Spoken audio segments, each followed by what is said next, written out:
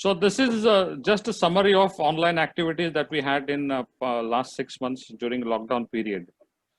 We had 12 webinars.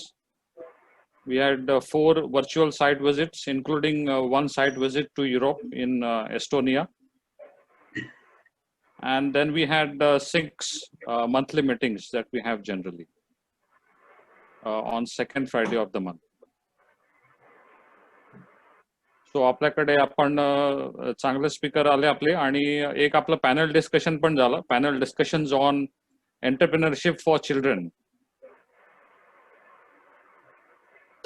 आणि त्याच्यामध्ये आपले BCBA चे मेंबर होते, त्यांनी पार्टिसिपेट केलं. आणि effectively today's panel discussion is second panel discussion in a series of panel discussions that we say. So we have 2 esteemed panelists who will be talking on very relevant topic to us.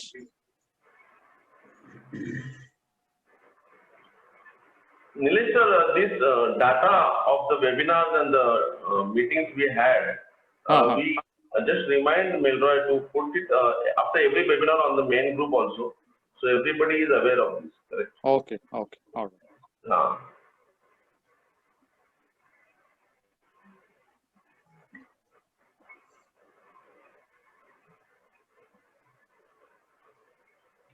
Is David with us today? No, he is not there. Okay. So initially जेव्हा आपण हे webinars online सुरू केले तेव्हा participation असायचं 50-55 वगैरे, आणि जसं जसं आपण पुढे जात गेलो आणि अनलॉक 1, 2, 3 मग त्याच्या सॉरी लॉकडाऊन 1, 2, 3 आणि मग त्याच्यानंतर unlock 1, 2, now 3 and 4. So attendance has gone down. But anyways, we have an objective or the aim to spread awareness, and these recordings are uploaded on YouTube channel, which can be accessed at any time by anyone.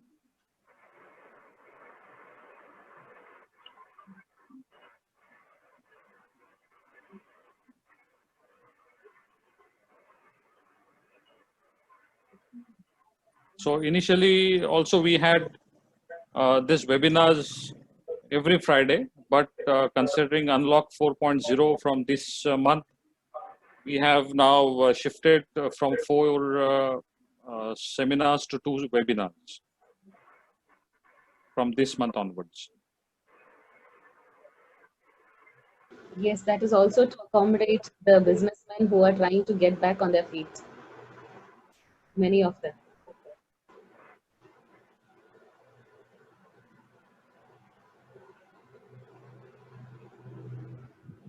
So it's 5:05 and I think we can start. Yes, go ahead. All right. So good evening everyone, and a warm welcome for this 13th webinar of BCBA, an initiative of Baseen Christian Foundation. Since lockdown, that is during April to in September 2020, as I said, we had 12 knowledge sharing webinars, 4 site visits, and 6 monthly meetings focusing on networking and communication. So before we commence the proceedings, a gentle request to all of you to keep your surroundings on silent mode and then move to a better internet zone. BCBA म्हणजे एका चळवळीचा प्रवास, Christian उद्योजक आणि व्यावसायिकांचा, एका स्वप्नांचा. उपलब्ध संसाधनांचा वापर करून आपल्या समुदायासाठी उद्योजकता कौशल्य तयार करणे आणि एकमेकांची वाढ करणे. पारदर्शकता, वचनबद्धता, उत्कृष्टता आणि विश्वास या तत्वांवर. So let us begin this webinar with prayer, and I request our Harman D'Souza to lead us in prayer. आपण प्रार्थना करूया.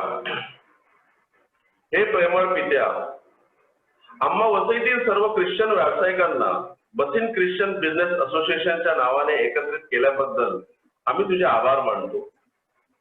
आमच्या असोसिएशनच्या पदाधिकाऱ्यांना तू दूरदृष्टी आणि कृपा दे. त्यांना आलेल्या संकटावर मात करून सभासदांना चांगल्या तऱ्हेने मार्गदर्शन व प्रेरणा द्यावी म्हणून तुझी विशेष कृपा दे. हे प्रभू येशू, तुझ्या नावाने सभासदांनी ख्रिस्ती मूल्यानुसार एकजुटीने एकमेकांसाठी व्यवसाय संधी निर्माण करून मदत करावी व व्यावसायिक समृद्धी बरोबरच आमची आध्यात्मिक प्रगती व्हावी म्हणून तुझी विशेष कृपा आम्हाला असते. हे पवित्र आत्म्या, आमच्या भावी पिढीतील मुलांना आम्ही आदर्श बनावे. आमच्या व्यावसायिक कार्याद्वारे वसईची व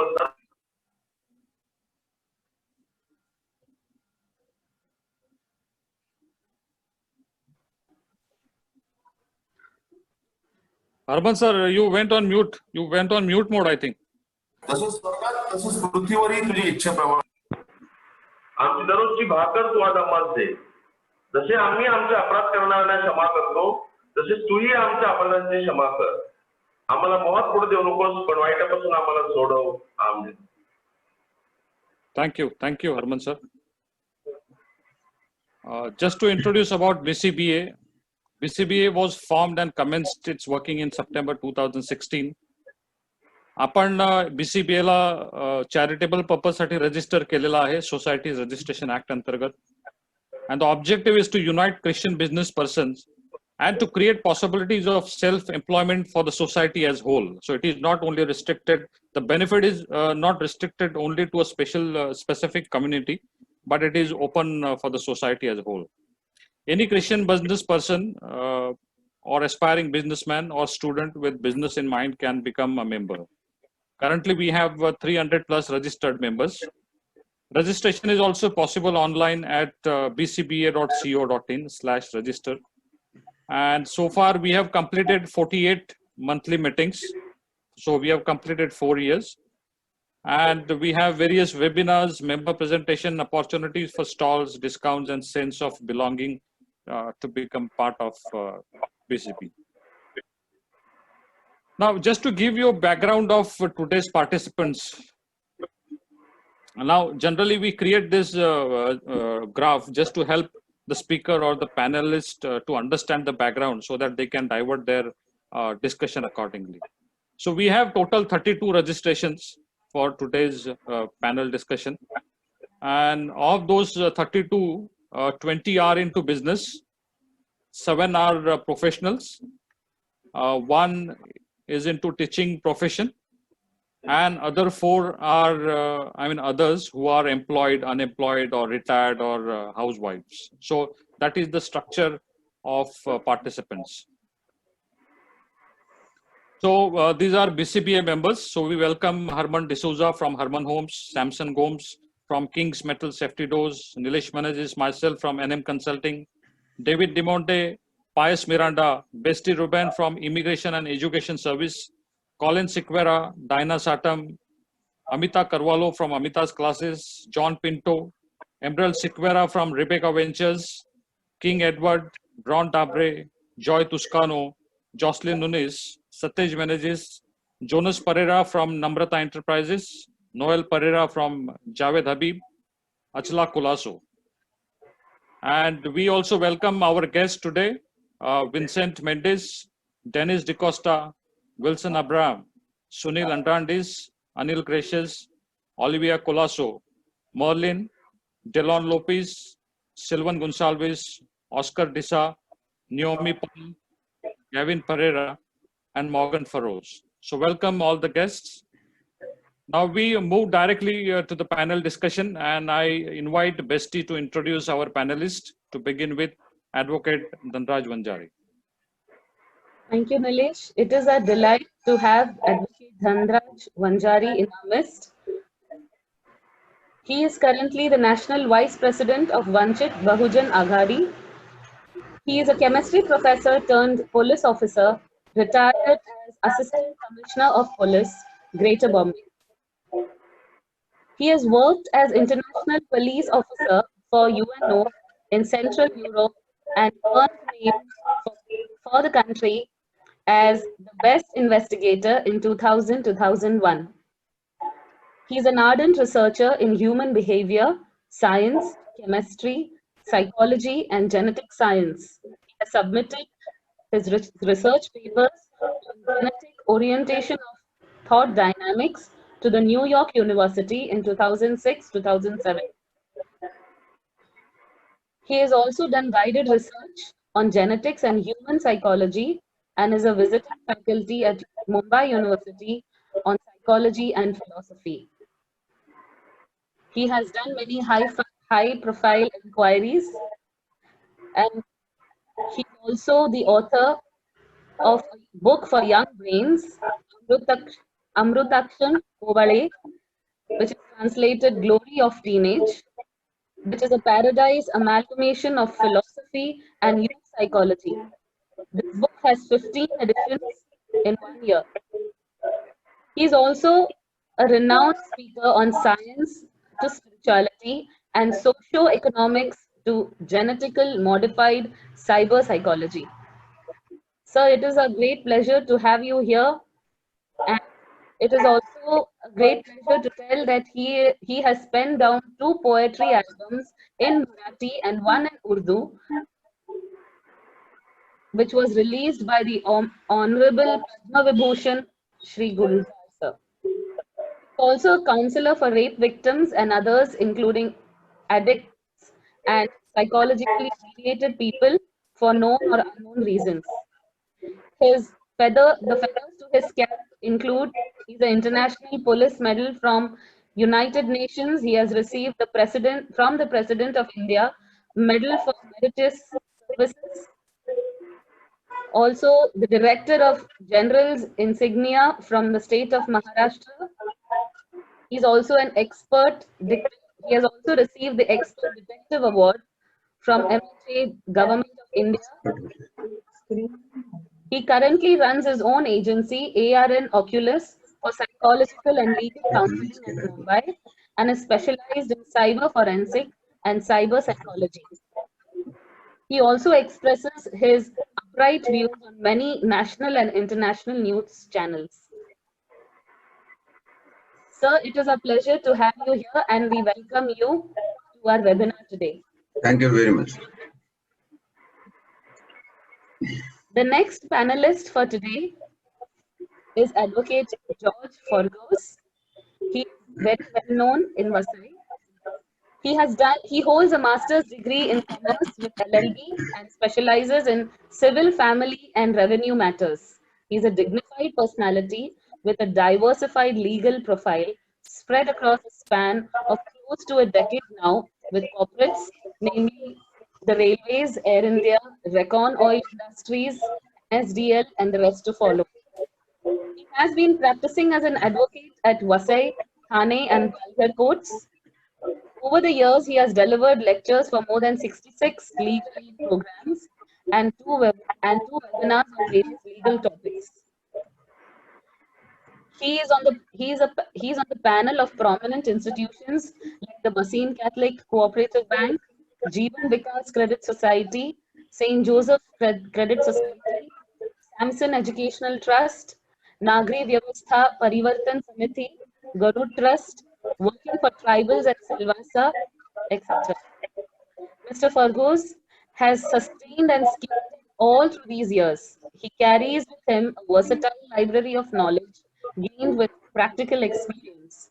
He has always extended his help to the needy and for the betterment of the society at large. Sir, it is a pleasure to have you on the panel today with us.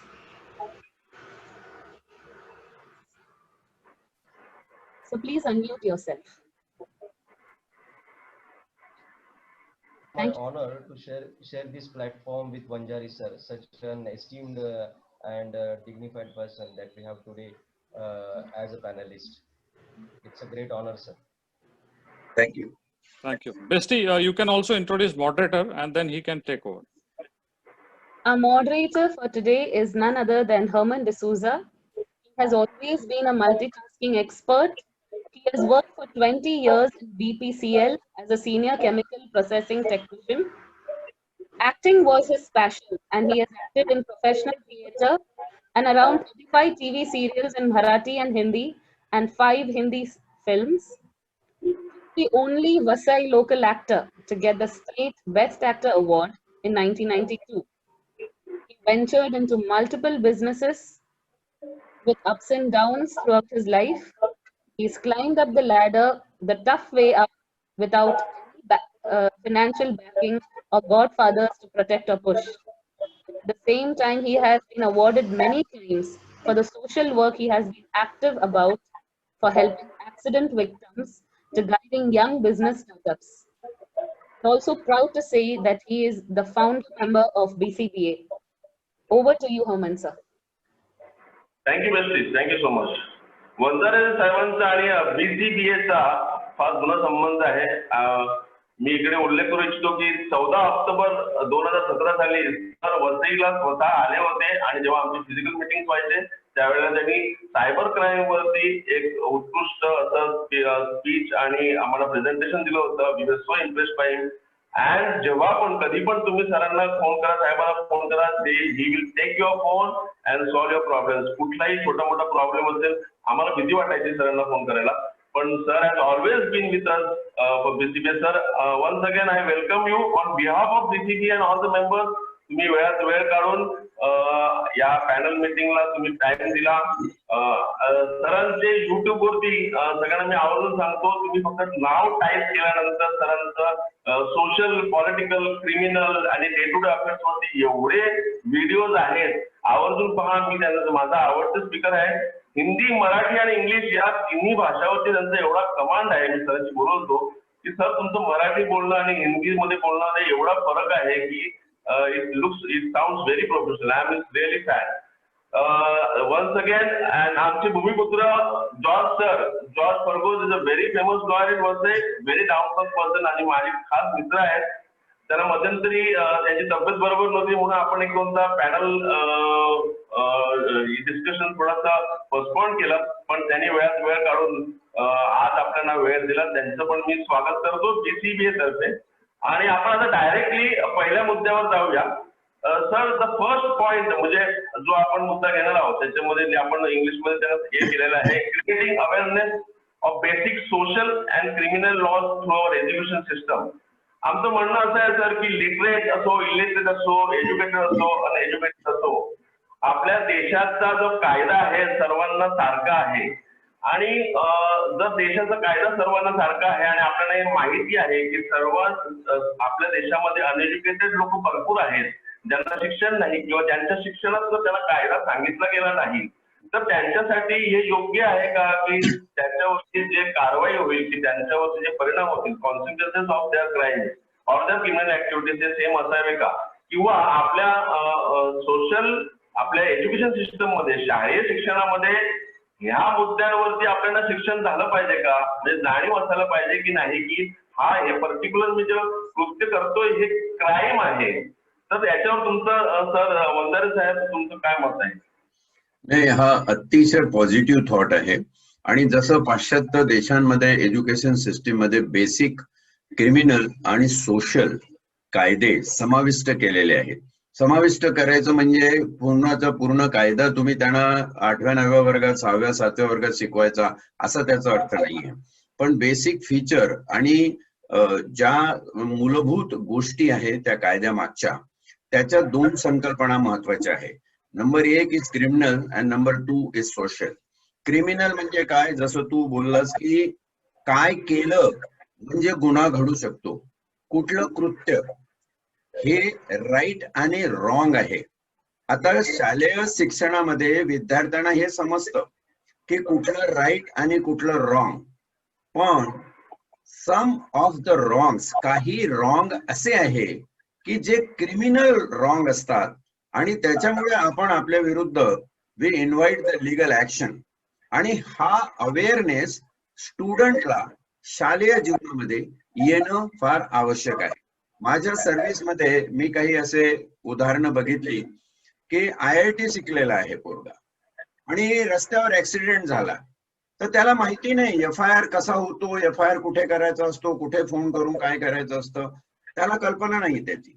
आणि मग अशा वेळी काय होतं की त्याला काही समजत नसल्यामुळं त्याची मिळवणूक, त्याचं शोषण होऊ शकतं वेगळ्या मार्गाने. आणि याच्यातून आपल्याला जर पिढी वाचवायची असेल तर मला या गोष्टीचा निक्षून आनंद होईल ज्या दिवशी आपल्या एज्युकेशन सिस्टीम मध्ये, शालेय सिस्टीम मध्ये, स्कूल एज्युकेशन मध्ये आपण क्रिमिनल लॉज आणि सोशल लॉज हे इन्क्लूड करू. सोशल लॉज इन्क्लूड करणं अशासाठी महत्वाचं आहे की सोशल इव्हिल असतात. सोशल इव्हिल जे आपल्या समाजात काही वाईट चालीरीती आहेत, आपण अंधानुकरण करून त्या सगळ्या वाईट चालीरीती पाळत असतो. कधी अनअवेअर असतो, कधी अवेअर असतो, काहीतरी असं होत असतं. पण कुठल्या सामाजिक चालीरीती या पाळल्याने किंवा परंपरा चालत आल्याने आपण कायदेशीररित्या चुकतोय. उदाहरणार्थ चाइल्ड लेबर. चाइल्ड लेबर हे सोशल लिटिगेशन आहे. स्त्रियांवरती अन्याय हे सोशल लिटिगेशन आहे. एखाद्या मुलीला तिच्या स्त्रीत्वाला अपमान निर्माण होईल, तिला तिच्या स्त्रीत्वाची लज्जा उत्पन्न होईल, शी विल फील अनचेस्ट ऑफ हर. अशा प्रकारची जर काही कृती केली तर आपण कायद्यात गुन्हा करतो. मला वाटतं हा अवेअरनेस शाळेच्या जीवनातच आला पाहिजे. शाळेच्या जीवनामध्ये हा अवेअरनेस येणं अशासाठी आवश्यक आहे की आज जेवढे आमचे यंग क्रिमिनल आहेत त्याच्यापैकी 85% यंगस्टर्सना हे कळतच नाही की हे कृती गुन्हे आहे. याच्यावरून केस माझ्यावर होणार, कोर्टामध्ये खटला दाखल होणार, हे त्यांना कळत नाही. आणि मला वाटतं जर हा सोशल आणि क्रिमिनल लॉचा अवेअरनेस आपण शालेय जीवनामध्ये विद्यार्थ्यांना दिला तर गुन्ह्याची संख्या कमी होईल. आपण समाजामध्ये सिव्हिलाइज सिटीजन्स, एक उत्तम नागरिक, सुशिक्षित सुसंस्कृत नागरिक निर्माण करू शकू, ज्यांच्या हातून कायद्याची पायमल्ली होणार नाही. आणि त्याला ते ज्ञान त्या वयात मिळाल्यानंतर पुढे तो जेव्हा कॉलेजमध्ये जाईल, पुढे तो जेव्हा समाजामध्ये वावरायला लागेल, तेव्हा त्याला एक इनरंट अवेअरनेस त्याच्या पर्सनॅलिटीमध्ये मॅच्युरिटी आलेली असेल की अरे कायद्याचं हे असं असतं, कायद्याचं हे तसं असतं. आज होतं काय की यंगस्टर्स म्हणा किंवा ऍडल्ट म्हणा, जेव्हा त्यांच्या हातून काहीतरी अशी कृती घडते आणि पोलिसांचा समन्स येतो किंवा कोर्टाचा समन्स निघतो किंवा त्यांना कुठून तरी कुठल्या प्राधिकरणाकडून, कायदेशीर प्राधिकरणाकडून बोलवणं येतं, तेव्हा ते गांगरून जातात. खाया गडबडीत वकिलांकडे धावतात. वकील लोक त्यांना गाईड करतात. तेव्हा त्यांना कळतं की अरे बापरे, आपल्या हातून झालेली ही चूक आहे, असा असा गुन्हा आहे. पण had he been aware of the consequences before that, ही पर्याय might would not have committed the crime or might would not have committed anything legally wrong. हा जो एक आपण समाज निर्मितीचा भाग आहे. म्हणून सर्वप्रथम मी तर तुमच्या या यंत्रणेला, तुमची BCB जी आहे ही खरंच संस्था फार चांगली आहे, त्याचे आभार व्यक्त करतो की त्यांनी हा सेन्सिटिव्ह विषय घेतला. माझ्या एवढ्या भाषणाच्या प्रवासामध्ये पहिली संस्था मी अशी बघितली की यंगस्टर्स लोकांना कायद्याविषयी ज्ञान शालेय जीवनामध्ये दिलं गेलं पाहिजे आणि तेही 2 प्रकारच्या कायद्यांचं असलं पाहिजे, क्रिमिनल आणि सोशल.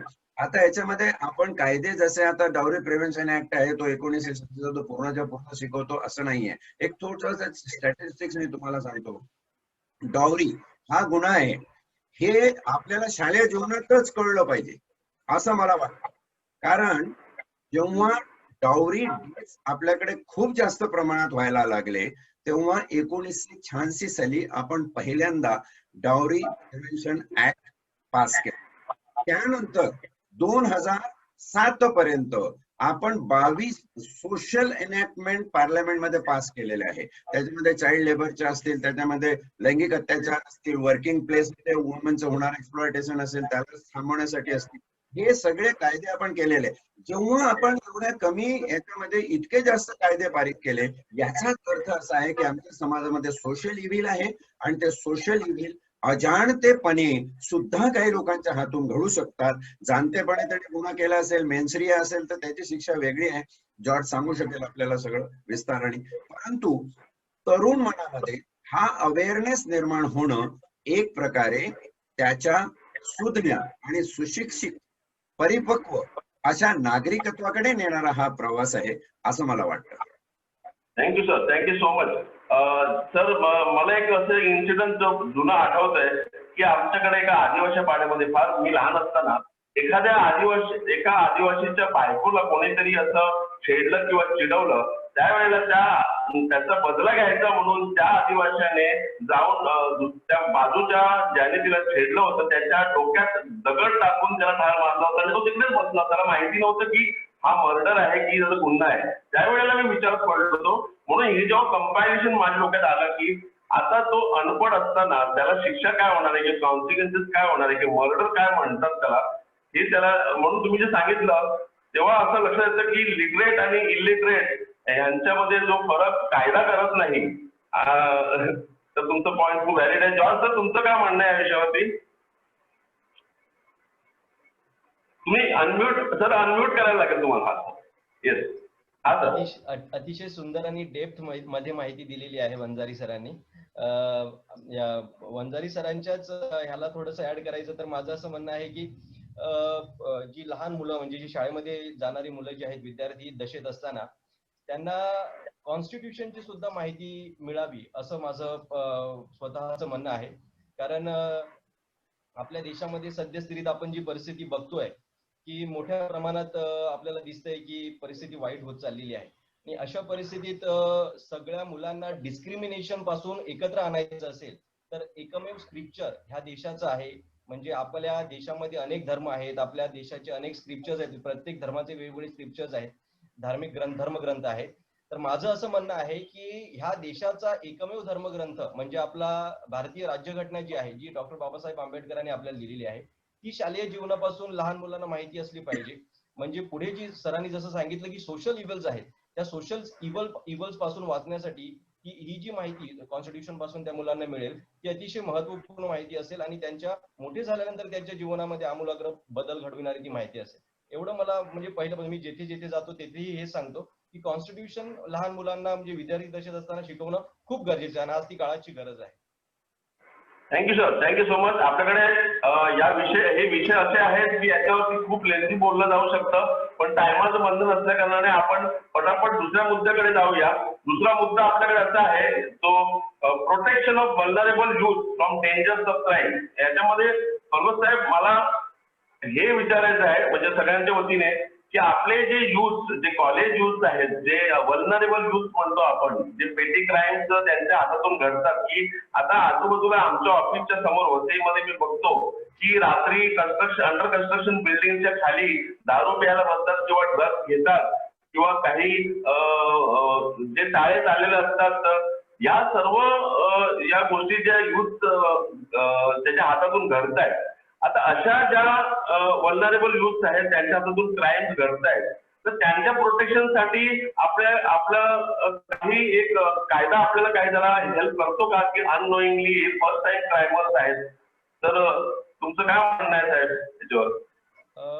हा जो मुद्दा आहे तो मुद्दा जर आपण पाहिला तर तुमच्या जो हा जो मुद्दा तुम्ही उचललाय topic protection of vulnerable youth, तर त्या वल्नरेबल ह्या शब्दामध्ये सगळं आलेलं आहे. यूथ जो आहे हा वल्नरेबल आहे. आपण म्हणतो की गरम रक्ताचा असतो, वॉर्म ब्लडेड असतो. आणि अशा परिस्थितीमध्ये जेव्हा हे जे तारुण्य त्याच्याकडे येतं तेव्हा तो म्हणजे नॅचरली तो अशा पद्धतीच्या गुन्ह्याचा शिकार होऊ शकतो. त्याच्या हातून नकळतपणे गुन्हे घडू शकतात कारण त्याला कायद्याविषयी माहिती नसते. आणि म्हणून हे खूप गरजेचं आहे की ह्या तरुण मुलांना कायद्याविषयक मार्गदर्शन दिलं पाहिजे.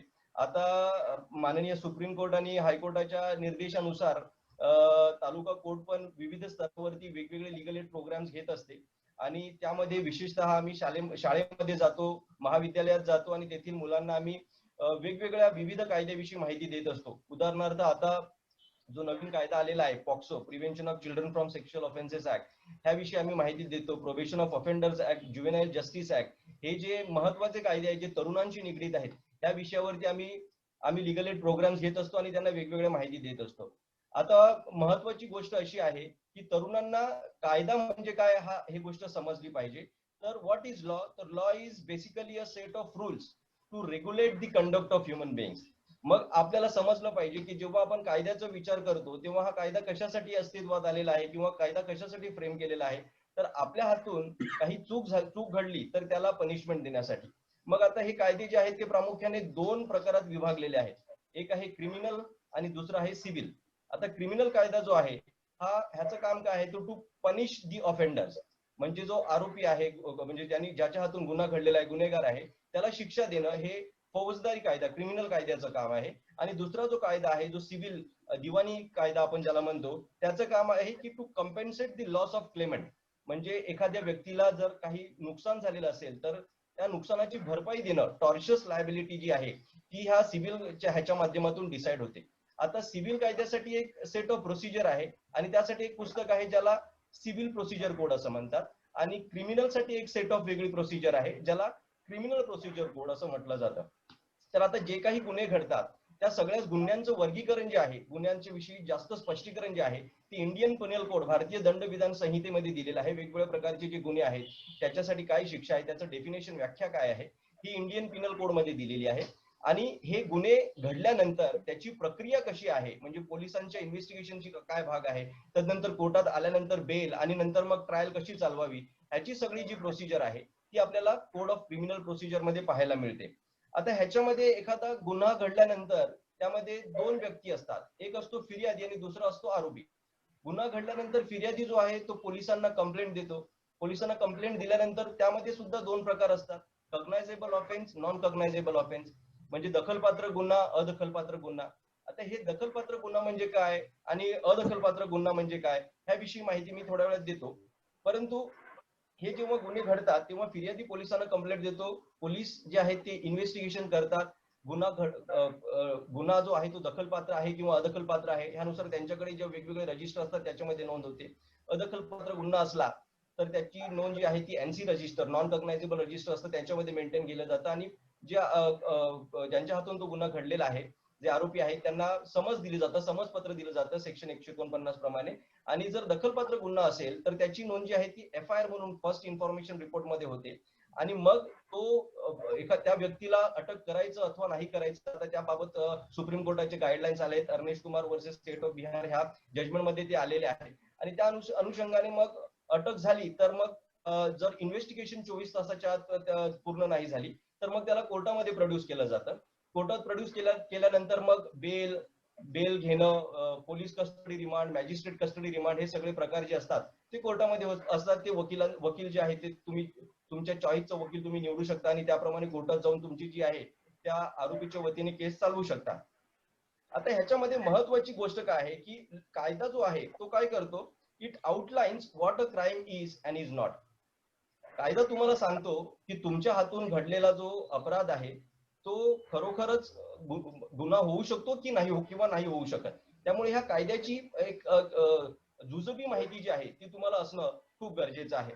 आणि ह्या कायद्याचं एक प्रिन्सिपल आहे, म्हणजे जेव्हा एखादा अपराध घडतो किंवा एखादा गुन्हा तुमच्याकडून घडतो तेव्हा जो आरोपी असतो तो कोर्टात गेल्यानंतर there is a presumption of innocence. म्हणजे आपल्या कायद्यामध्ये असं प्रिन्सिपल आहे की every accused is presumed innocent unless his guilt is proved. म्हणजे तो कोर्टात गेल्यानंतर लगेच तो गुन्हेगार आहे असं समजून त्याला ट्रीटमेंट दिली जात नाही, तर तो निरपराध आहे. आणि त्या अनुषंगाने जो प्रॉसिक्युशन आहे म्हणजे जो सरकारी पक्ष आहे त्याला त्यांची भूमिका जी आहे, त्याला त्यांचं वर्जन जे आहे ते कोर्टामध्ये प्रूव्ह करावं लागतं. आणि प्रॉपर ट्रायल चालल्यानंतर मग ते ठरतं, जज ठरवतो, मॅजिस्ट्रेट ठरवतो की तो खरोखरच कन्व्हिक्ट करायचा की त्याला ऍक्विट करायचं. अशी सगळी जी प्रोसिजर आहे ती क्रिमिनल कायद्यामध्ये दिलेली आहे. आता हे सगळे जे तरुण आपले जे लोक आहेत ह्या लोकांना ते माहिती नसतं आणि मग नकळतपणे त्यांच्या हातून काही जे आहेत अशा पद्धतीचे गुन्हे घडत असतात. आता तुमच्या माहितीसाठी म्हणून सांगतो की चाणक्याने त्यावेळेस एक सुंदर वाक्य संस्कृत मध्ये सांगितले आहे. त्यांनी असं म्हटलेलं आहे की नास्ति कामसमो व्याधी नास्ति, नास्ति कोपसमो वैर नास्ति आणि नास्ति मोहसमो रिपोर नास्ति, ज्ञानात परम सुख. ह्यामध्ये त्यांनी असं सांगितलं आहे की काम वासनेसारखा दुसरा आजार नाही, मोह म्हणजे लालसेसारखा दुसरा शत्रू नाही, आणि तिसरी गोष्ट अशी सांगितली आहे की कोप, रागासारखा दुसरा तुमचा वैरी नाही, अग्नी नाही. मग ह्या सगळ्या गोष्टीची तुम्हाला जाणीव असेल. म्हणजे आता हे तीनच कारण जे आहेत, कामवासना, मोह म्हणजे लालसा जिथे निर्माण होते, आणि राग जेव्हा आपल्याला येतो त्यावेळेस आपल्याकडून जो आहे तो गुन्हा घडत असतो. हे चाणक्याने त्यावेळेस सांगून ठेवलेलं आहे. मग तरुणांचं काय, तरुणांकडून आपण जेव्हा तरुणांना मार्गदर्शन करतो तेव्हा त्यांना आपण असं समजावलं पाहिजे की ह्या तीन गोष्टीपासून तुम्ही सावध राहायला पाहिजे. कामवासना, मोह आणि राग, ह्या तीन गोष्टीमुळे तुमच्या हातून अपराध घडतात आणि अपराध घडल्यानंतर गुन्हा घडतो आणि गुन्हा घडल्यानंतर मग तुम्हाला जी आहे ती क्रिमिनल सगळी कारवाईला तिला सामोरं जावं लागतं. म्हणून अशा गोष्टीपासून सावध राहणं खूप गरजेचं आहे. आता ह्याच्यामध्ये जो गुन्हा घडतो त्याचे काही एलिमेंट्स आहेत, ते एलिमेंट्स आपण लक्षात घेतले पाहिजेत. ते 3 एलिमेंट्स महत्वाचे आहेत. एक, गुन्हा जो आहे तो ह्युमन बिईंग्स म्हणजे मनुष्य प्राण्याकडून घडला पाहिजे. दुसरं आहे जसं वंजारी साहेबांनी सांगितलं की मेन्सरिया, म्हणजे तो मेन्सरिया जो आहे तो इंटरनल एलिमेंट आहे, म्हणजे आपला मानसिक एलिमेंट आहे की तुमची तिकडे गिल्टी माइंड असलं पाहिजे. म्हणजे आपण बोलतो ना करप्ट माइंड, मॅलिशियस माइंड असलं पाहिजे. एखादा गुन्हा आपण करायचा विचार करतो की आता मी त्याला मारणार, असा विचार जर आपल्या मनात चालला असणार की त्याचा मर्डरच करून टाकतो, हा विचार जो आहे ह्याला आपण मेन्सरिया बोलतो, गिल्टी माइंड. आणि तिसरी गोष्ट जी आहे ऍक्टस रियूज म्हणजे अन ऍक्ट इटसेल्फ, म्हणजे आपल्याकडून जी कृती घडते ती ऍक्टस, हा एक्सटर्नल एलिमेंट आहे. मग ह्या 3 गोष्टी जेव्हा असतात तेव्हा ऑफेन्स घडतो. म्हणजे एखाद्या माणसाकडून एखादी कृती घडणं आणि त्या कृतीला मेन्सरियाची जोड असणं, म्हणजे मॅलिशियस इंटेन्शनची जोड असणं, ह्या 3 गोष्टी घडल्या तर ह्या 3 गोष्टी एकाच वेळी घडून आल्या तर मग तो गुन्हा होतो. आणि गुन्हा झाल्यानंतर मग त्याची जी आहे ती क्रिमिनल प्रोसिजर कोड प्रमाणे कारवाई सुरू होते. आता ह्याच्यामध्ये आपण लक्षात घेतलं पाहिजे की कधी नक्की ऑफेन्स होऊ शकतो.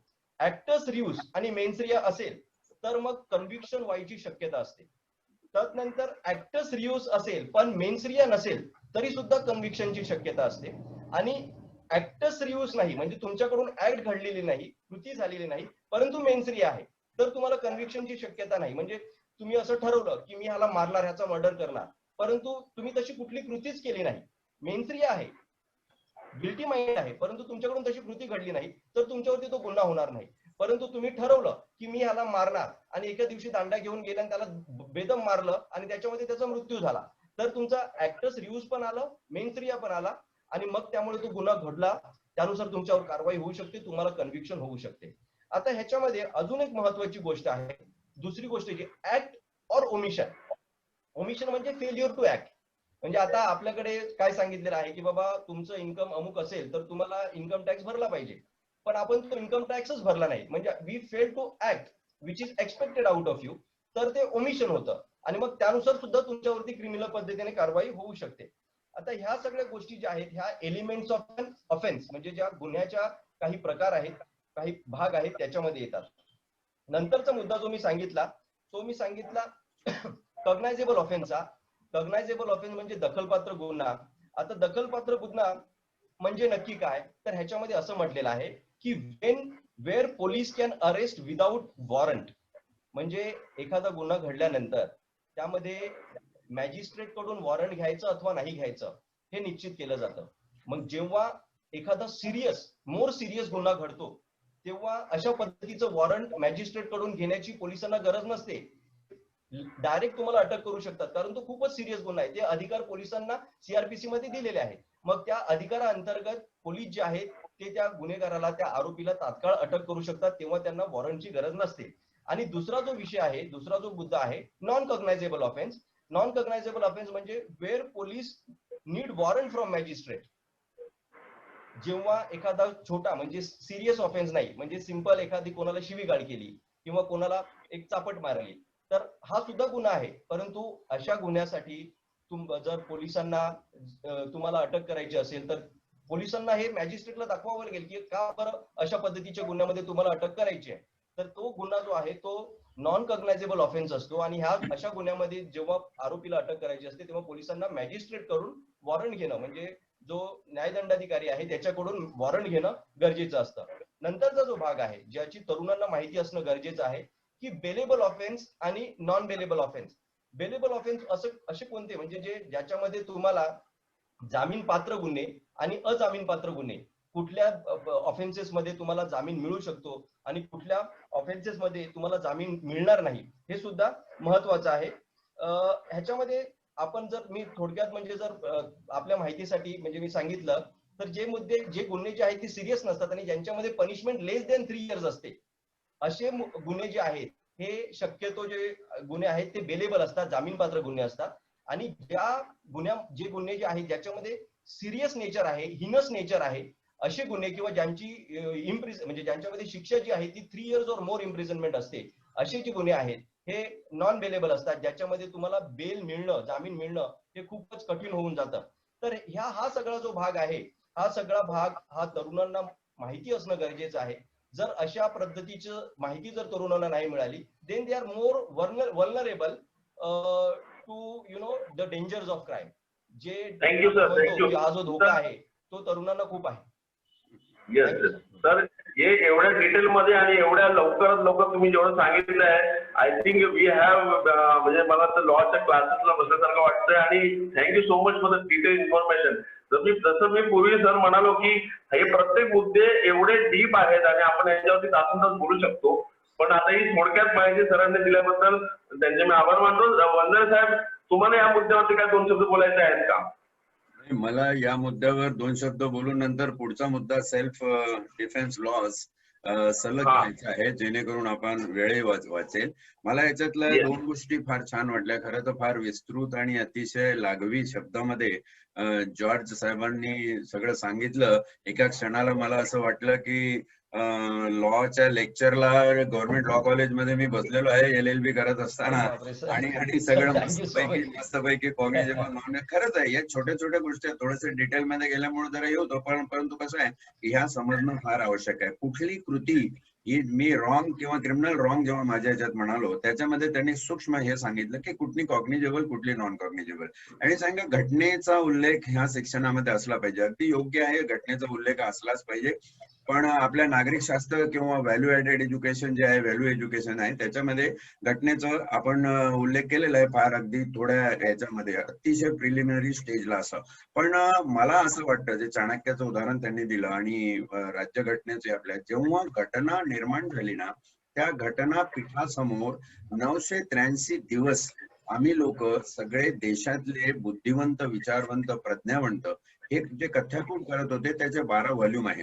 ते 12 व्हॉल्यूम एवढे प्रेशियस आहे की प्रत्येक मुद्द्यावर आम्ही काय चर्चा केली. जेव्हा निधर्मीपणा होता, तेव्हा धर्माचं राष्ट्र व्हावं, हिंदू राष्ट्र व्हावं असं जेव्हा लोक म्हणत होते, तेव्हा डॉक्टर बाबासाहेब आंबेडकरांनी काय प्रत्यवाय केला.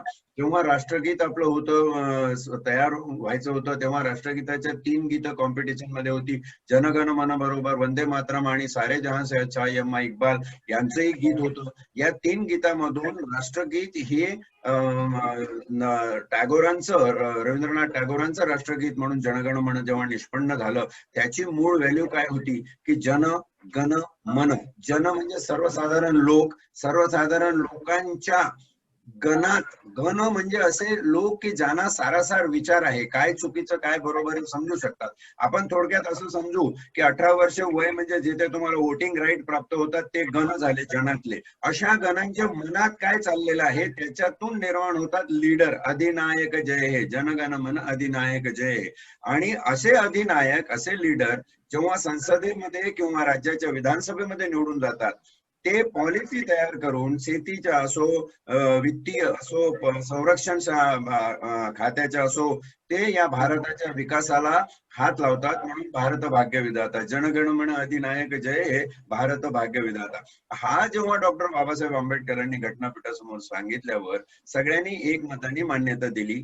वंदे मातरमला अशासाठी त्यांनी म्हणाला की संस्कृत भाषा आहे ज्या देशामध्ये साधारण 2000 वर्ष लोकांना शिक्षणापासून वंचित ठेवलं होतं, चातुर्वर्ण्याच्या, त्याच्यामुळे लोकांना शिक्षण घेता आलं नाही. संस्कृतमध्ये तर अजिबात शिक्षण नाही. मग संस्कृतचा शब्द जर समजला नाही तर नुसतं उच्चारण्यासाठी कशाला, म्हणजे शब्द समजला पाहिजे. आणि जनगण मन याच्यामध्ये लोकशाहीचं सौंदर्य उद्धृत होतं. हे जेव्हा घटनापीठासमोर आलं, तेव्हा मात्र या गीताला, रवींद्रनाथ टागोराच्या जनगण मनाला राष्ट्रगीताचा दर्जा देण्यात आला.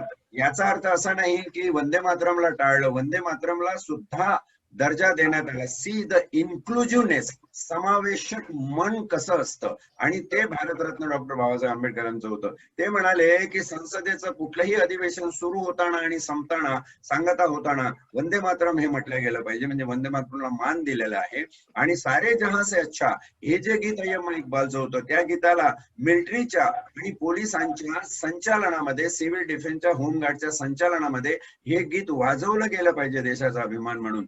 अशा प्रकारची समावेशक बुद्धी वापरून जी राज्यघटना निर्माण झालेली आहे. घटना तर आपण शिकू, पण घटनेच्या निर्मितीचा इतिहास मी साधारण आजपर्यंत 5 वेळा देशाच्या पंतप्रधानांना पत्र लिहिलेले आहे की हे जे 12 खंड आहे घटनापीठासमोर घटना निर्माण होण्याच्या इतिहासाचे, त्या 12 खंडाला सोप्या भाषेमध्ये अगदी लहान पुस्तिकेत आणून ते शालेय जीवनामध्ये शिकवा. म्हणजे त्यावेळी काय मूल्य धारणा आपली होती आणि आज आपल्याला काय परिस्थिती आहे याचा एक सर्वंकष विचार त्या टीनेज मधल्या, तरुण वयातल्या, कुमार वयातल्या मुलाच्या मनामध्ये येऊ शकेल. आणि त्या दृष्टीने हे जे डिस्कशन सांगितलं जॉर्जने, सगळे मुद्दे सांगितले, फार आवश्यक आहे. No doubt this knowledge is supreme, आणि ज्ञान हे खरंच सुप्रीम आहे. जो ज्ञानी नसेल त्याला खऱ्या अर्थाने जगात जगण्याचा अधिकार नाही, असं आजचं जग झालेलं आहे. छोट्या छोट्या गोष्टी जर तुम्हाला जमत नसतील तर यू आर जस्ट आउटडेटेड. म्हणून कायद्याचं ज्ञान आणि कायद्याच्या प्रक्रियेचं ज्ञान जे त्यांनी सांगितलं अतिशय आवश्यक आहे. आता मी सरळ सेल्फ डिफेन्स लॉ वरती येतो. येस सर, मी आता एक तिसऱ्या मुद्द्यावर सांगत होतो. तुम्ही जी माहिती दिली ज्या हिस्ट्री बद्दल, तर थँक्यू सो मच. तर तिसरा मुद्दा तुम्हाला माहितीच आहे की criminal code self defence provision बद्दल तुम्हाला बोलायचं आहे. डिफेन्स सेल्फ डिफेन्स लॉज, स्वरक्षणाचाच कायदा, त्याच्यावरच बोलायचं आहे ना? Yes sir, yes sir. आपला तिसरा मुद्दा आहे तो criminal code self defence provision जे काय आहेत आपल्याकडे, सेल्फ डिफेन्स काय लॉज आहेत कॉमन माणसासाठी. नाही, कॉमन माणसासाठी बेसिकली इंडियन पिनल कोड मध्ये स्वरक्षणासाठी काही नियम आहेत. म्हणजे कलम आहे 96 ते 100 106 पर्यंत. जर कलमांचं बघितलं तर त्या कलमाच्या याच्यात आपण जाऊ नकोया. स्वरक्षणाचा अधिकार हा माणसाचा मूलभूत अधिकार समजलेला आहे. घटनेच्या अनुच्छेद क्रमांक 21 प्रमाणे जे राईट टू लाईफ आहे त्याच्यामध्ये हा अधिकार समाविष्ट आहे की जर राईट टू लाईफ आहे तर मला माझं जीवन रक्षण करण्याचा अधिकार असला पाहिजे. आणि हा अधिकार केव्हा उत्पन्न होतो? जेव्हा तुमच्या जीविताला इतर कोण्या माणसांच्याकडून धोका निर्माण होतो. तुम्ही जर कृती नाही केली तर तो तुमचा जीव घेऊ शकतो. अशा परिस्थितीमध्ये तुम्हाला राईट टू सेल्फ डिफेन्स हा उत्पन्न होतो. हे समजून घेतलं पाहिजे. त्याचे कायदे बरेचसे आहेत. स्त्रियांसाठी वेगळे आहेत. स्त्रीला सुद्धा तिच्या रक्षणाचे अधिकार देण्यात आलेले आहेत. आणि असे रक्षणाचे अधिकार केवळ कायद्यामध्ये असून चालणार नाही, तर ते तुमच्या मनात असले पाहिजे, तुमच्या डोक्यात असले पाहिजे. म्हणून हा जो पहिला मुद्दा आपला होता की awareness of youth through education system of the criminal and social laws, म्हणजे आपलं रक्षण करण्यासाठी आपण काय केलं पाहिजे, आपण काय करू शकतो. आज तुम्हाला सांगतो मी प्रांजळपणे, आपल्याकडच्या ज्या महिला आहेत, ज्या मुली आहेत, त्यांना सेल्फ डिफेन्स नावाची गोष्टच माहिती नाही. कोणी एखाद्याने आपल्याला सिटी वाजवली, कोणी एखाद्याने टॉन्टिंग मारलं, you have right to defend against him. तुम्हाला जर त्यांनी वाईट बोलला असेल, तुम्हाला अपमानित केलं असेल, तुम्हाला अनचेस्ट लज्जा उत्पन्न होईल असं बोललं असेल, तर तुम्हाला त्याच्यावर आपला सेल्फ डिफेन्स जाहीर करता येऊ शकतो. कायदा तुमच्या बाजूने आहे, ते तुम्हाला मदत करू शकतात. कायदे तुम्ही पोलीस मध्ये जाणं हे जे लोकांना आज एक थोडस विचित्र वाटतं. नाही, आम्ही कधी बघितलं नाही, आम्ही कशाला जायचं पोलीस स्टेशन मध्ये. पोलीस स्टेशन मध्ये गेलं की आम्हाला भीती वाटते. आपला चौथा मुद्दा तो आहे, जॉर्ज सर त्याच्यावर बोलणार आहेत. तर पोलिसांमध्ये जाण्याची जी एक कुचंबित वृत्ती आपली आहे. आपल्याला असं वाटतं अरे कशाला जायचं, काय उगाच वाढवायचं कशाला, नको ते कोर्ट, नको पोलीस, नको वकील वगैरे असं. ही भावना आपण सोडली पाहिजे. हा खरा तुमचा पहिला स्वरक्षणाचा कायदा तुमच्यासाठीच आहे. You should understand in your self that you have right to defend your self. आणि तो जो राईट आहे सेल्फ डिफेन्सचा, तो परिस्थितीप्रमाणे तुम्हाला अधिकार देतो. एखाद्या स्त्रीवर बलात्कार होत असेल आणि जर तुम्ही त्या ठिकाणी बघत उभे असाल तर तुम्हाला त्या बलात्काराचा जीव घेण्याचा अधिकार आहे. एखाद्या माणसाचा खून होत असेल, तुम्हाला माहित आहे की आता यांनी तलवार जर त्याच्यावर टाकली तर हा माणूस त्याची गर्दन छाटली जाईल आणि हा मरेल, किंवा बंदुकीची गोळी झाडली तर तक्षणी मरून पडेल. अशा वेळी तुम्हाला मारणाऱ्या माणसाचा जीव घेण्याचा अधिकार आहे. त्या पोलीसमध्ये जे काही एन्काउंटर्स वगैरे होतात आणि नंतर एन्काउंटरच्या इन्क्वायरी होतात, काही कोर्टामध्ये केसेसही त्याच्यामध्ये चालतात, तर आमचा हा सेल्फ डिफेन्स महत्वाचा असतो की त्याची गोळी पहिला सुटेल की माझी गोळी पहिला सुटेल. जर तो माझा जीव घेण्यासाठी निक्षून प्रयत्न करतोय, त्याचा 1-2 सेकंदाची कृती माझा जीव घेऊ शकते, तर त्या 2 सेकंदामध्ये त्याचा जीव घेण्याचा अधिकार मला आहे.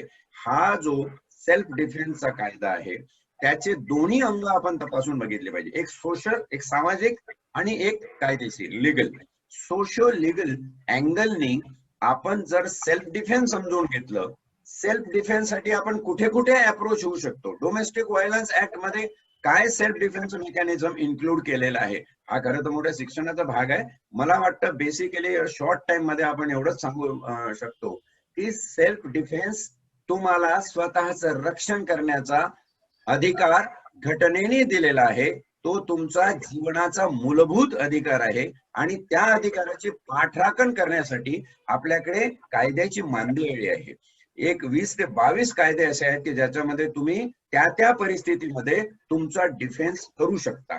म्हणून ही माहिती सुद्धा अगदी संकलित करून आपण शालेय विद्यार्थ्यांना दिली पाहिजे. आता इथे एक प्रश्न पडतो की शालेय विद्यार्थ्यांना जेव्हा आपण शिकवतो आणि त्यांना जेव्हा आपण या गोष्टी सांगतो, cognizable, non cognizable, criminal act, self defence, तर याचं एक मॉड्यूल असलं पाहिजे.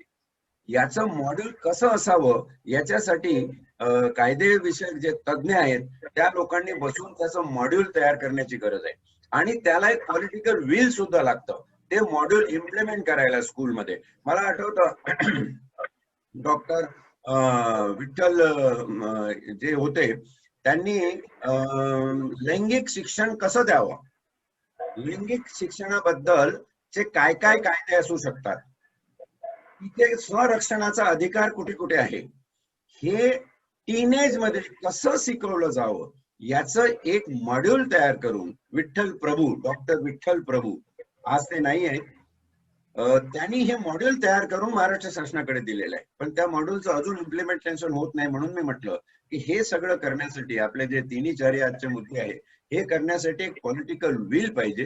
जी पॉलिटिकल विल लोकशाहीच्या जनगण म्हणत येऊन त्याच्यातून आपल्या भाग्यविधात्यांमध्ये आली पाहिजे. आणि अशा प्रकारे हा एक कायदेशीर एक्झरसाइज झाला पाहिजे की शालेय जीवनामध्ये विद्यार्थ्यांना सेल्फ डिफेन्स, सोशल लॉज आणि क्रिमिनल लॉज बद्दल माहिती देणं आणि त्यांना समजेल, त्यांना कळेल, विपर्यास्त होणार नाही अशा पद्धतीचं मॉड्युलेशन करून देणं हे जास्त महत्वाचं आहे असं मला वाटतं. धन्यवाद.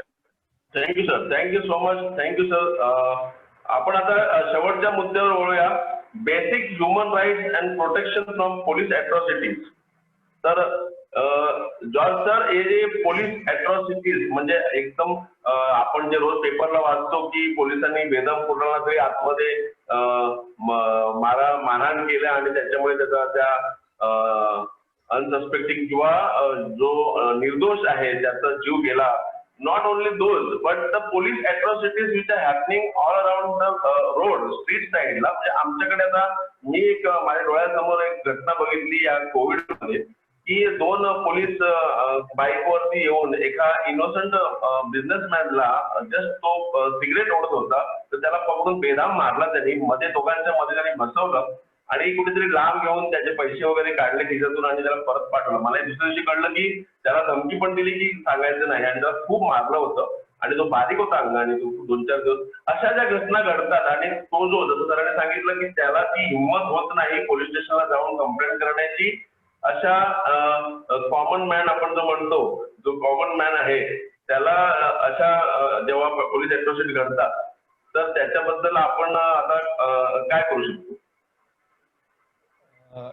आता ह्या संदर्भामध्ये आपण जेव्हा पोलिसांविषयी बोलतो तर एक सगळ्यात महत्वाची गोष्ट म्हणजे पोलीस जेव्हा काही कृती करतात तेव्हा आपण एक गोष्ट लक्षात घेतली पाहिजे की त्यांना 2 प्रामुख्याने गोष्टी पाहायच्या असतात. एक तर त्यांना गुन्हा जेव्हा घडतो तेव्हा आपलं म्हणणं असतं की प्रोटेक्शन ऑफ पर्सनल लिबर्टी, म्हणजे आपले जे हे आहे स्वातंत्र्य आहे त्याला कुठलाही प्रकारचा धक्का पोहोचला पाहिजे नाही. आणि दुसरी महत्वाची बाब जी असते ती protection of interest of the society. म्हणजे एखादा जेव्हा आपण सांगितलं की तो बिझनेसमॅन जो आहे तो सिगारेट ओढत होता आणि त्याला मारहाण केली वगैरे, पण तो बिझनेसमॅन जो आहे तो पब्लिक प्लेसमध्ये जर सिगारेट ओढत असेल तर ते चुकीचं आहे. म्हणजे तशा पद्धतीने ओढू नये. आणि तो तशा पद्धतीने कायद्यामध्ये सुद्धा सांगितलं की पब्लिक प्लेसमध्ये अशा पद्धतीने स्मोकिंग वगैरे जर केले तर तो गुन्हा आहे. मग त्यावरती पोलिसांनी पाहिलं तर ते त्यांच्या पद्धतीने कारवाई करू शकतात. परंतु जर त्यांनी मारहाण केली वगैरे जर तर तो निश्चितच त्यांना तसा अधिकार नाहीये. आणि त्या अनुषंगाने तुम्ही जे आहे ते त्यांच्या वरिष्ठ अधिकाऱ्यांना तक्रार करू शकता किंवा आता त्यांची एक प्राधिकरण सुद्धा पोलिसांचं आलेलं आहे. जर तेथे त्यांच्या वरिष्ठांकडे तक्रार जर करून तर तुम्हाला दाद मिळत नसेल तर ह्या प्राधिकरणाकडे तुम्ही ऑनलाईन तक्रार करू शकता किंवा लेखी तक्रार पाठवू शकता आणि नक्कीच तुमच्या त्या ह्याची तक्रारीची तिथे दखल घेतली जाईल आणि तुम्हाला नक्कीच त्याच्यामध्ये रिलीफ मिळेल. आता जेव्हा आपण पोलीस अॅट्रॉसिटीज बाबत बोलतो तेव्हा आपलं असं म्हणणं असतं की आपल्याला पोलीस स्टेशनला बोलवलं जातं, विनाकारण तिकडे बसवलं जातं वगैरे, आणि मग नंतर कधी कधी मारहाण देखील होते. तर आता ह्या गोष्टी ज्या आहेत तर तो तुमचा जो गुन्हा आहे हा ह्याचा भाग असतात. कारण त्यांची एक जबाबदारी असते की जो गुन्हेगार असतो त्याला कुठेतरी डिटर केलं पाहिजे, त्याला कुठेतरी रोकथाम केली पाहिजे.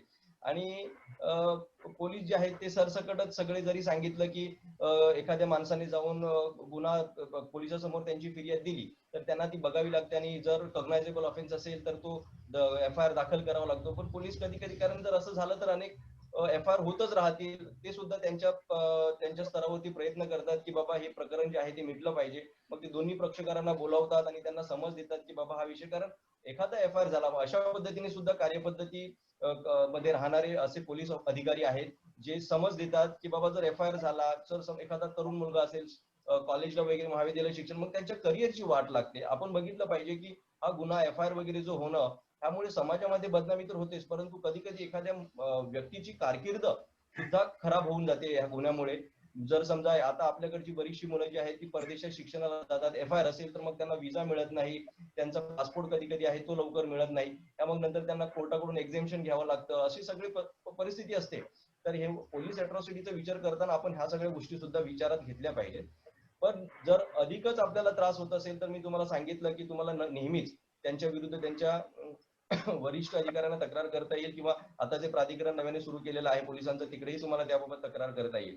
आता आपण जेव्हा ह्याबाबत म्हणजे जे तुमचे जे बेसिक ह्युमन राईट जे तुम्ही म्हटलं, तर हे ह्युमन राईट्स किंवा आपल्या राज्यघटनेमध्ये दिलेले कॉन्स्टिट्युशनल फंडामेंटल राईट जे आहेत हे आपण जर पाहिलं तर सगळ्यात पहिलं आपण एक गोष्ट लक्षात घेतली पाहिजे, किंवा जेव्हा तुमच्या विरुद्ध एखादा FIR झालेला आहे, एखादा गुन्हा तुमच्या हातून घडलेला आहे आणि मग तुम्हाला जर समजा पोलीस स्टेशनवरून फोन आला तर सगळ्यात पहिलं तुम्ही काय करायचं, तर तुम्ही सगळ्यात पहिलं तुमच्या वकिलांना फोन केला पाहिजे. कारण तुम्हाला काही माहिती नसते काय करावं, माणूस घाबरून जातो, आपल्याला कायद्याविषयी काही माहिती नसतं.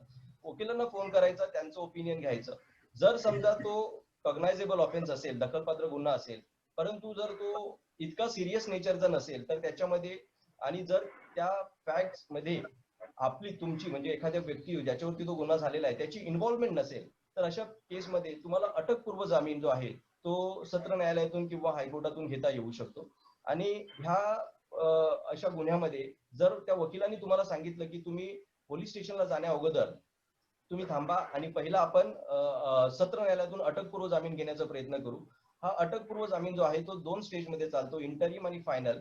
जर तिकडचे सत्र न्यायाधीश जे आहेत त्यांना वाटलं की ह्याच्यामध्ये त्या व्यक्तीची, जो अर्जदार आहे, जो आरोपी आहे, त्याची इन्व्हॉल्वमेंट नाही, किंवा हा व्यक्ती जो आहे तो लोकल म्हणजे स्थानिक रहिवासी आहे, हा कुठल्याही पद्धतीने साक्षीदाराला फोडणार नाही, कुठल्याही प्रकारचे आमिष दाखवणार नाही, पळून जाणार नाही, अशी सगळी जर कारणं असतील तर तुम्हाला त्यामध्ये इंटरिम अटकपूर्व जामीन मिळू शकतो. आणि हा घेऊन मग तुम्ही पोलीस स्टेशनला जाऊ शकता आणि पोलीस स्टेशनला गेल्यानंतर तुम्हाला तिकडे इंटरोगेशन करता येऊ शकतं. म्हणजे जर तुम्हाला पोलिसांनी डायरेक्ट बोलवलं, तुम्ही गेलात तर तिकडे तुम्हाला अटक होण्याची शक्यता असते, किंवा त्यांच्या हातून कधी कधी तुम्ही जसं सांगितलं की अॅट्रॉसिटीचा विषय जो आहे तसं कदाचित अत्याचार तुमच्यावरती होऊ शकतो. म्हणून हे सगळं जर अवॉइड करण्यासाठी तुमच्याकडे जे हे आहे, हे जे ऑप्शन अवेलेबल आहे की तुम्ही लगेच त्याच्यामध्ये अँटिसिपेटरी अटकपूर्व जामीन आहे तो घेऊन मग तुम्ही जाऊ शकता. दुसरी एक महत्वाची गोष्ट अशी आहे की जेव्हा एखादा गुन्ह्यामध्ये तुम्हाला अटक केलं आणि कोर्टात घेऊन येतात तेव्हा एक गोष्ट लक्षात ठेवली पाहिजे की तुम्हाला तुमच्या आवडीचा वकील निवडायचे पूर्ण अधिकार जे आहे ते राज्यघटनेमध्ये आहे आणि त्याची तरतूद जी आहे ती फौजदारी प्रक्रिया संहितेमध्ये सुद्धा आहे. मग कधी कधी असं होतं की एखाद्या आरोपीला माहिती नसतं की हा अधिकार आहे, मग कधी कधी अशा पद्धतीने पोलीस सुद्धा सजेस्ट करतात की अमुक वकिलाकडे जा, नाहीतर मग अशी शक्यता असते. तर तेव्हा तुम्ही थोडंसं हे केलं पाहिजे, कारण मग ते पोलीस आणि वकील यांची कधी कधी संगनमत असतं. मग त्याच्यामध्ये पोलीस ज्याप्रमाणे डायरेक्ट करतो तसा तो वकील चालत असतो आणि मग त्याच्यामध्ये आरोपीला खूप नुकसान होतं. आणि आरोपीला त्याच्यामध्ये भरपूर त्रास होतो, मनस्ताप होतो. म्हणून माझं असं म्हणणं आहे की अशा पद्धतीने जेव्हा रेग्युलर बेलसाठी जेव्हा तुम्हाला पोलीस अटक करतात आणि कोर्टामध्ये तुम्हाला जेव्हा प्रोड्यूस करतात, त्यावेळेस एक गोष्ट लक्षात घेतली पाहिजे आरोपीने की तुम्हाला स्वतःच्या आवडीचा वकील निवडायचा अधिकार असतो. तो वकील जो आहे जो तुमची बाजू व्यवस्थित कोर्टासमोर मांडू शकतो, व्यवस्थित कायदेशीर मुद्द्यावर लढू शकतो, त्यामध्ये सुद्धा तुमचा जो इंटरेस्ट आहे तो चांगल्या प्रकारे प्रोटेक्ट होऊ शकतो. म्हणून तुमच्या आवडीचं वकील निवडणं हा तुमचा सगळ्यात महत्वाचा फंडामेंटल राईट आहे. म्हणजे क्रिमिनल केसेसमध्ये तुम्ही तुमच्या आवडीचा वकील, जो चांगला वकील आहे, तुमची बाजू पद्धतशीरपणे मांडू शकतो, त्याला निवडणं महत्वाची गोष्ट आहे. तदनंतरचं महत्वाचं गोष्ट जो आहे तो आपल्या भारतीय राज्यघटनेमध्ये अनुच्छेद 14 मध्ये सांगितलेला आहे की इक्वॅलिटी बिफोर लॉ. कायदा जो आहे तो सगळ्यांसाठी समान आहे, कायद्यासमोर सगळेच जण समान आहे. त्यामुळे तिथे तुम्हाला कुठल्याही पद्धतीचा जर भेदभाव जर काही तुम्हाला आढळला तर त्याविषयी तुम्ही त्याबाबत तक्रार करू शकता. जर तुम्हाला न्यायालयात काहीतरी अशा पद्धतीची ट्रीटमेंट मिळत असेल तर तुम्ही वरिष्ठ न्यायालयाकडे किंवा पीडी जे आहे तिकडे तुम्ही त्यांच्याकडे, प्रिन्सिपल डिस्ट्रिक्ट जज आहे त्यांच्याकडे तक्रार करू शकता, हायकोर्टामध्ये तक्रार करू शकता. पोलिसांकडून काही तशा पद्धतीने ट्रीटमेंट मिळाली तर त्यांच्या वरिष्ठ अधिकाऱ्याकडे तक्रार करू शकता. सो कोर्ट कन्सिडर्स, कायदा लॉ कन्सिडर्स एव्हरीबडी ऍट पार. इक्वॅलिटी हे महत्वाचं आहे, सगळ्यांना समान वागणूक मिळाली पाहिजे कायद्यासमोर. दुसरी गोष्ट, थँक्यू सर. हा सर, बोला बोला. जर वेळ संपली असेल तर मग मी थोडक्यातच संपवतो. दुसरा महत्वाचा एकच मुद्दा जो सरांनी सुद्धा, वंजारी सरांनी सांगितला की जे आर्टिकल 21 जे आहे, अनुच्छेद 21, ज्याच्यामध्ये protection of life and personal liberty, म्हणजे तुमचं स्वातंत्र्य, व्यक्ती स्वातंत्र्य जे आहे ते खूप महत्वाचं आहे. आणि त्याच्यामध्ये तुमच्या स्वसंरक्षणाचा अधिकार, प्रोटेक्शन ऑफ लाईफ, हे खूप महत्वाचं आहे. आणि हा जो अधिकार आहे, हा बेसिक ह्युमन राईट्स, हा तुम्हाला म्हणजे बऱ्या प्रमाणात, म्हणजे जेव्हा बेलचा विषय असतो, म्हणजे पर्सनल लिबर्टी कशा पद्धतीने, तुम्ही जर त्याच्यामध्ये सिद्धेराम मेत्रे वर्सेस स्टेट ऑफ महाराष्ट्राचं एक 2011चं जजमेंट आहे, ते जजमेंट मध्ये पॅरेग्राफ 23 जर तुम्ही वाचला तर तुम्हाला त्याच्यामध्ये बऱ्यापैकी इनपुट मिळू शकतो. तदनंतर मी तुम्हाला सांगितलं की Siddharam Mhetre versus Arnesh Kumar versus state of बिहारचं एक जजमेंट आहे जे 2014 मध्ये माननीय सुप्रीम कोर्टाने दिलेलं आहे, त्याच्यामध्ये पॅरेग्राफ 13 आहे. हा एक वाचून घ्या.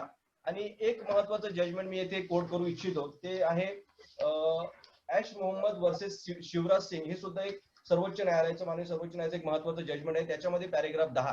ह्या सगळ्या जजमेंट सायटेशन्स वाचल्यानंतर तुम्हाला बऱ्यापैकी इनपुट मिळेल आणि इन्साइट मिळेल की कशा पद्धतीने आपण आपल्या स्वतःचं स्वसंरक्षण, सेल्फ डिफेन्स करू शकतो आणि कायद्यासमोर आपण कशा पद्धतीने आपल्यावर होणाऱ्या अत्याचारासाठी, अन्यायासाठी दाद मागू शकतो.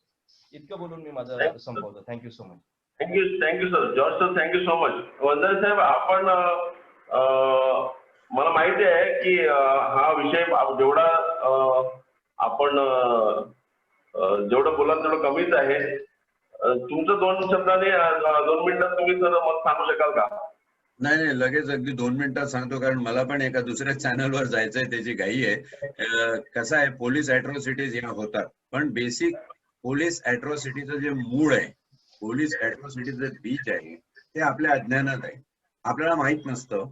आणि त्याच्यामुळे आपल्यावरती ते अशा प्रकारची अरेरावी किंवा कधी मारणं किंवा इनकस वागणूक देणं, आपण जर त्यांना अगदी कायदेशीर भाषेमध्ये व्यवस्थित आपले अधिकार राखून जर बोलत असू तर तो पोलीसही समजून जातो की नाही याला माहिती आहे, आणि अशा लोकांची ते अॅट्रॉसिटी होत नाही.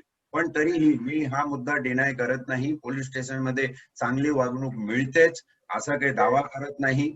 हे अपरिहार्यपणे जो समाज डेव्हलपमेंट स्टेजमध्ये असतो तिथे अशा यंत्रणांकडून अशी कुचंबना होऊ शकते. एक गोष्ट लक्षात घ्या, पोलीस कुठल्याही प्रकारचा तुमच्याशी वाईट वागला तर एक गोष्ट ध्यानात ठेवा की त्याच्या वरती लोक आहेत, ते कदाचित न्याय देणार नाही, त्याच्याही वरती आहेत. आता एक साधा कॉन्स्टेबल जर घेतला, तिथपासून जर तुम्ही होम मिनिस्टर पर्यंत जर गेलात तर 14 स्टेजेस आहेत.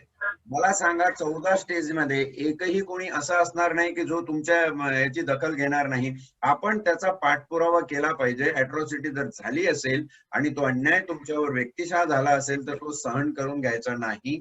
जसं जॉर्जने सांगितलं, अगदी बरोबर सांगितलं की आता न्याय प्राधिकरण एक या सगळ्यांच्या वरती झालेलं आहे की पोलिसांनी केलेली कृती ती कमिशनर असो की जॉईंट कमिशनर असो, मोठ्या रँकच्या अधिकाऱ्यांनी सुद्धा काही चुकीची कृती केली असेल तर त्याच्यावरती सुद्धा न्यायिक प्राधिकरण एस्टॅब्लिश झालेलं आहे. महाराष्ट्र राज्याचा हा पुरोगामित्वाचा विजय आहे असं मी म्हणेल. म्हणून तुम्ही पोलीस अॅट्रॉसिटी आपल्यावर होतात, पोलीस चुकीचं वागतात, पोलीस नको त्या कामामध्ये पैसे मागतात, तुम्ही देता म्हणून ते मागतात. तुम्ही पैसे न देण्याचं जर ठरवलं तर कुठला पोलीसवाला पैसे मागू शकेल? आणि कुठल्याही थराला जर तो गेला तर त्याच्या वरिष्ठाकडे जाऊन तुम्ही तक्रार केली तर त्याचे 3 तेरा होतील. पोलीस अॅट्रॉसिटीजला कायद्यामध्ये कुठंही थारा नाही आहे, हे लक्षात घ्या. 3rd डिग्री म्हणा किंवा पोलिस मारणं, तुम्हाला मारहाण करून तुमच्याकडून जबाब काढून घेणं, हे जे सर्व प्रचलित मत समाजामध्ये पोलिसांबद्दल आहे, पोलिसांना अशी अरेरावी काही करण्याचा अधिकार नाहीये. कोणी बोलत नसेल तर त्याची ब्रेन मॅपिंग करू शकता तुम्ही, लाय डिटेक्टर टेस्ट करू शकता, बाकीच्या सगळ्या काही टेस्ट आहे त्या करू शकता, सायंटिफिक एव्हिडन्सचा आधार घेऊ शकता, पण अशा काही अॅट्रॉसिटीज करायच्या गरज पडत नाही. मी ज्या वेळी माझ्या पोलीस बांधवांना, पोलीस अधिकाऱ्यांना ट्रेनिंगसाठी जातो तेव्हा त्यांना आवर्जून हा नीतिमत्तेचा मुद्दा शिकवत असतो की अॅट्रॉसिटीज एलिगेशन तुमच्यावर झालंय याचा अर्थ you are uncivilised police officer, you are unethical police officer, you are immoral police officer. तुम्ही moral police officer, ethical police officer आणि खऱ्या अर्थाने सिव्हिलाइज पोलीस ऑफिसर, सिव्हिल सोसायटीचे जर असाल तर तुम्ही लोकांशी सौजन्यानेच वागलं पाहिजे. असा हा सगळा प्रकार आहे.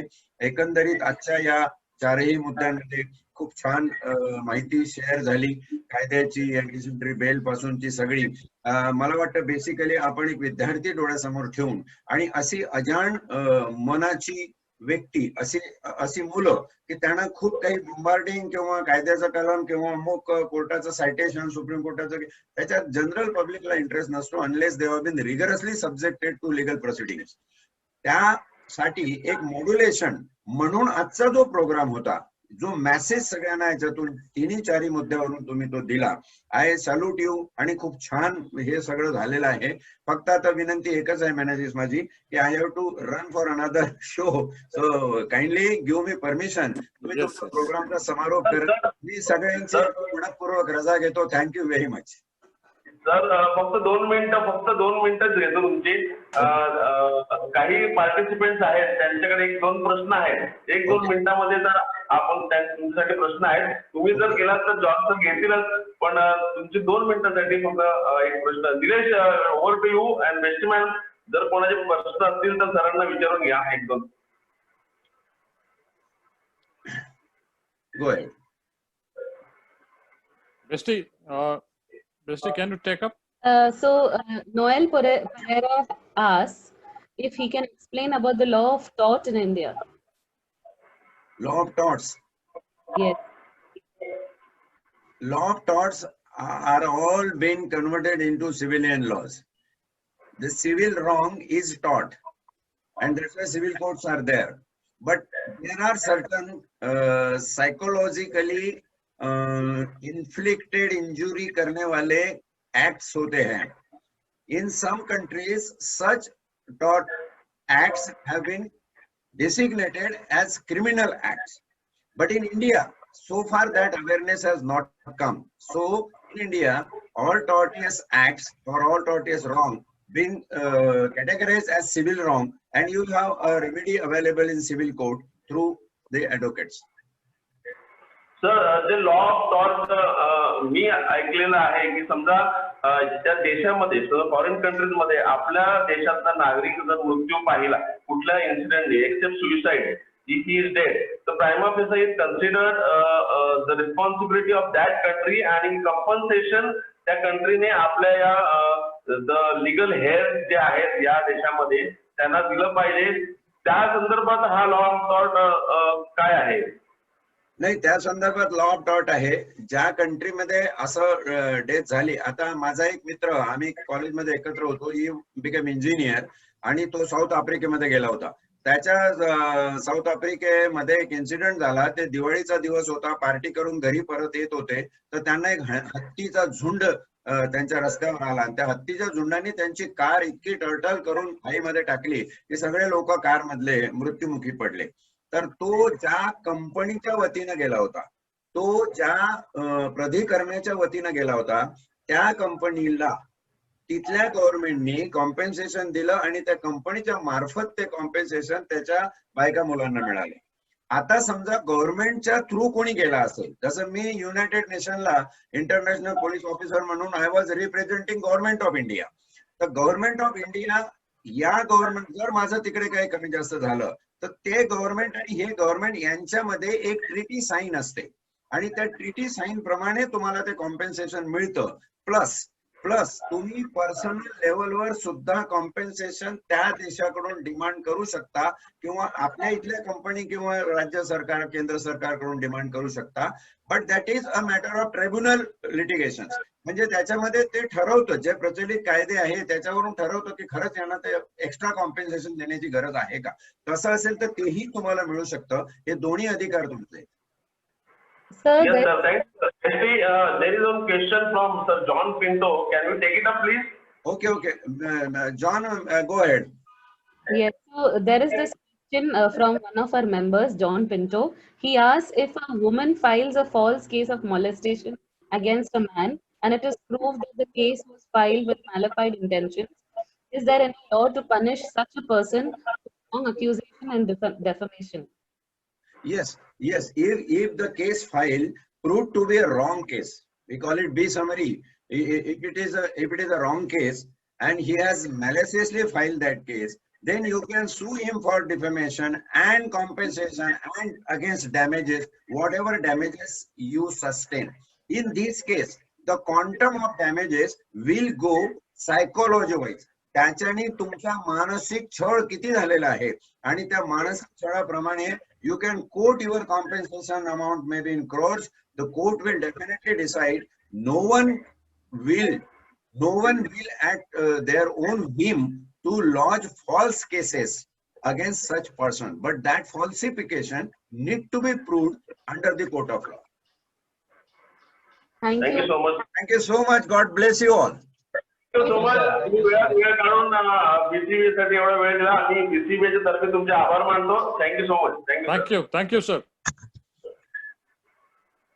जॉर्ज सर आपल्या बरोबर आहेत. Besti, you can take some questions with George sir. There are pending any questions there. There are I will just add, hello. to post Yes. I will questions. just add to what Vanjari sir said, wherein a false case has been filed, even and if it is found that the investigating officer was in common intention with the complainant, then that particular complaint or that particular damages can be claimed from both these persons. The case of defamation and damages or compensation can be claimed from investigating officer also, but you will have to prove it in the court of law. Common intention of investigating officer as well as the complainant, त्या दोघांनी संगनमताने जर अशा पद्धतीने कारवाई केलेली असेल जी फॉल्सिफाय झाली, जी तुमच्या फेवर मध्ये आली आणि असं प्रूव्ह झालं की ही जी केस आहे ही फॉल्स केस होती, तर त्या दोघांच्या विरुद्ध तुम्ही डॅमेजेसचा सूट फाईल करू शकता. फक्त एवढंच गोष्ट लक्षात घ्या, जी त्यांनी सांगितलं की करोड्स मध्ये तुम्ही मागू शकता, परंतु जेवढी तुम्ही मागणार तेवढी तुम्हाला कोर्टामध्ये न्यायालयीन शुल्क भरणं गरजेचं असतं. तर त्या अनुषंगाने तो तुम्ही दावा दाखल करू शकता. Thank you very much, Thank sir. you so much, sir. Thanks. Yes, Yeah, Beastie, please carry on. There is no other question so far from this one. Fargo sir, I would like to ask a question. Yeah. Like so far, because there is no syllabus to teach the children so far, is there some module which you or the people in the advocate society have put up together where children from the age of 10 onwards could study on their own, or is it available on the internet? Is there any source that teach it? I would suggest, you see, I started my this thing when the first topic was taken up by Harman. I said that there are various legal aid programs are being conducted by Taluka Legal Aid Committee, wherein I am one of the members.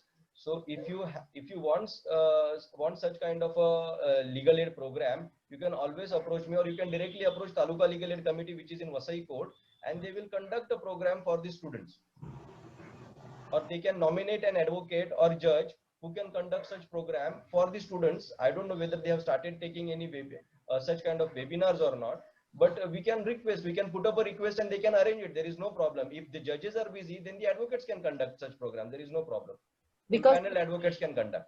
most of the children, like I'm teaching my children at home now. So Yes. even as a parent, if I want to educate my children, Sure, sure. is there any reference that I could kind of, propose? See, the district judge and additional session judge is the chairman of the Taluka Legal Aid Committee. You can address a letter in his name and send across your request to him. He will surely conduct a program for you. Yeah. Great, sir. Thank you so much, sir. And George sir is in Vasai. George sir is accessible, down-to-earth person. I know him very well. Anytime. All BCBA members can approach George sir anytime. I know that. Anytime, sir. Anytime. Thank you. Thank you.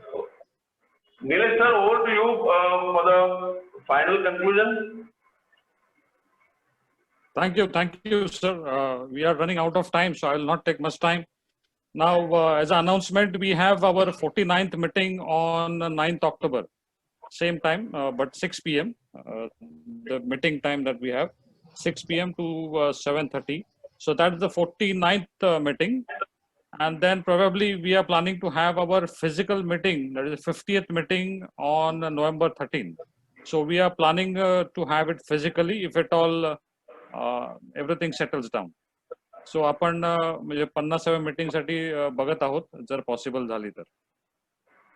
So that's it. I think आजचं जे panel discussion होतं म्हणजे आपले George sir आणि Vanjari sir यांनी अतिशय सुंदररित्या आणि त्यांच्या ज्या अनुभवातून आणि एक्सपर्ट नॉलेज मधून त्यांनी जे आमच्यासाठी शेअर केलेलं आहे. आमचे सगळे बीसीपीए मेंबर आणि आमचे गेस्ट तुमचे ऋणी असतील आणि बीसीपीएच्या या पुढच्या प्रवासात देखील परत आम्ही तुम्हाला कधी इन्व्हाइट करू आणि आमच्या विनंतीला मान देऊन तुम्ही कधी आमच्याशी परत फिजिकल मीटिंगला देखील भेटाल अशी आम्ही अपेक्षा करतो. Thank you so much. Thank you. Thank you, George sir. Thank you so much. Thank you. Thanks everyone and good night. Thank you.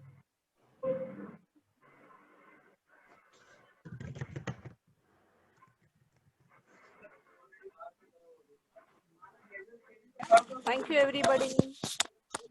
Diana ma'am, take care. Sorry for the delay. I dropped in late.